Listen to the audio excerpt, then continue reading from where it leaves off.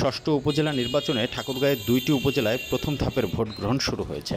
বুধবার সকাল ৮টা থেকে জেলার বালিয়াডাঙ্গি ও হরিপুর উপজেলা পরিষদ নির্বাচনে মোট ৯০ কেন্দ্রের ৮০৮টি কক্ষে ভোট গ্রহণ চলছে। এই ভোট গ্রহণ চলবে বিকেল ৪টা পর্যন্ত। বালিয়াডাঙ্গি উপজেলায় চেয়ারম্যান পদে ঠাকুরগাঁও ২ আসনের সাবেক সংসদ সদস্য আলহাজ মোহাম্মদ দবিরুল ইসলামের ২ ভাই অর্থাৎ বর্তমান সংসদ সদস্য মোহাম্মদ মাজহারুল ইসলাম সুজনের ২ চাচা সহ মোট ৪ জন প্রতিদ্বন্দ্বিতা করছেন। এছাড়া ভাইস চেয়ারম্যান পদে ২ জন প্রতিদ্বন্দ্বিতা করছেন এবং মহিলা ভাইস চেয়ারম্যান পদে সীমা আক্তার বিনা প্রতিদ্বন্দ্বিতায় নির্বাচিত হয়েছেন। অন্যদিকে হরিপুর উপজেলায় চেয়ারম্যান পদে ৪ জন, ভাইস চেয়ারম্যান পদে ২ জন ও মহিলা ভাইস চেয়ারম্যান পদে ২ জন প্রতিদ্বন্দ্বিতা করছেন।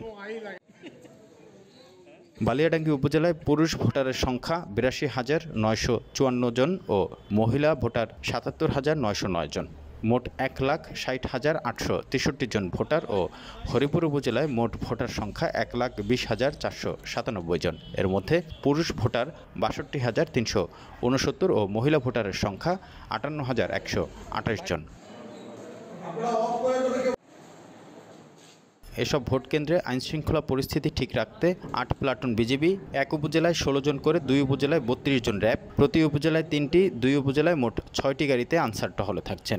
এছাড়াও বালিয়াডাঙ্গিতে ৮ জন ম্যাজিস্ট্রেট ও হরিপুরে ৫ জন, মোট ১৩ জন ম্যাজিস্ট্রেট দায়িত্বে থাকবেন এবং ২ উপজেলায় মোট ৫৮৭ জন পুলিশ মোতায়েন করা হয়েছে। এর মধ্যে বালিয়াডাঙ্গিতে ৩৫৭ জন ও হরিপুরের কেন্দ্রে ২৩০ জন পুলিশ মোতায়েন করা হয়েছে। সকাল সকাল কেন্দ্রগুলোতে ভোটার উপস্থিতি কম থাকলেও ধারণা করা হচ্ছে বেলা বাড়ার সাথে সাথে উপস্থিতি বাড়ার।